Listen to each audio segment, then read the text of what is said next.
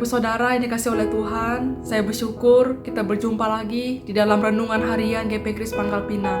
Sebelum kita lebih lagi mendengar kebenaran firman Tuhan, mari sama-sama kita berdoa. Terima kasih Tuhan Yesus, kami sungguh bersyukur buat pagi yang baru ini yang telah Engkau berikan. Nafas kehidupan, kesehatan, kekuatan, itu semua karena kasih dan anugerah-Mu. Dan pada hari ini kami akan mendengar renungan firman-Mu.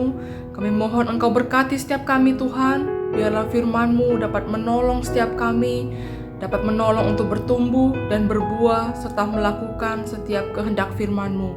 Terima kasih Tuhan, inilah doa kami.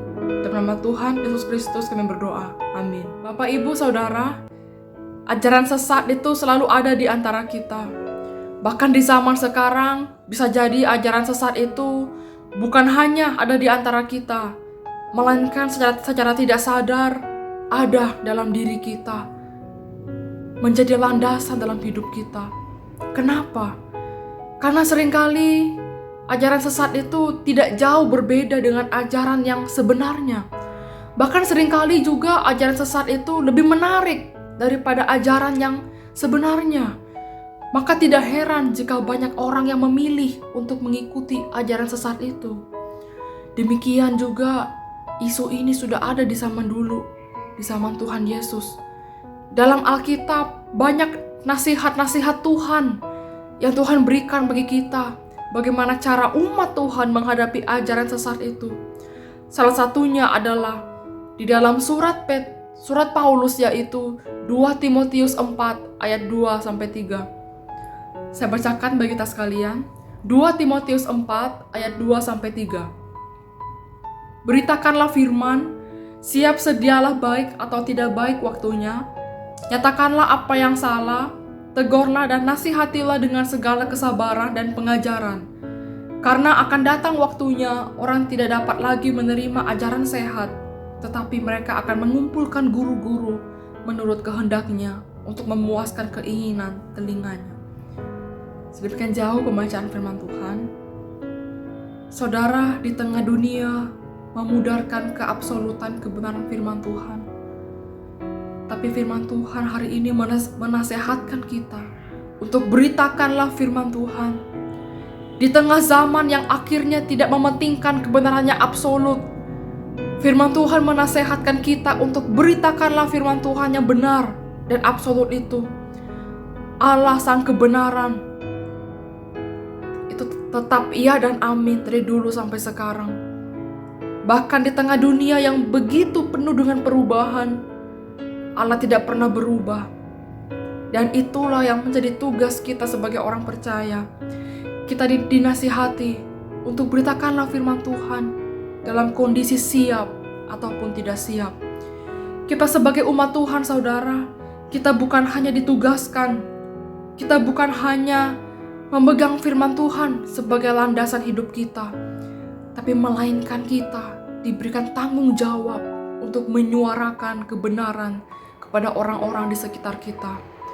Untuk menyuarakannya, supaya kita bisa mengalahkan ajaran-ajaran sesat yang begitu gencar disuarakan oleh orang-orang.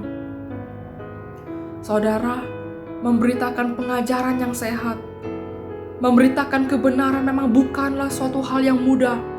Seringkali kita berada di tengah kondisi yang mengutamakan kesalahan.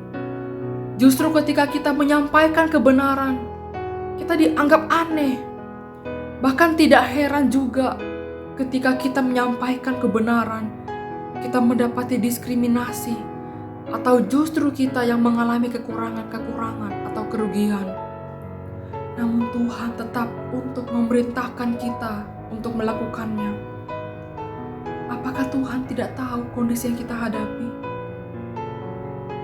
Tidak, karena sesungguhnya ayat yang ketiga dituliskan, karena akan datang waktunya orang tidak dapat lagi menerima ajaran sehat, tetapi mereka akan mengumpulkan guru-guru menurut kehendaknya untuk memuaskan keinginan telinganya.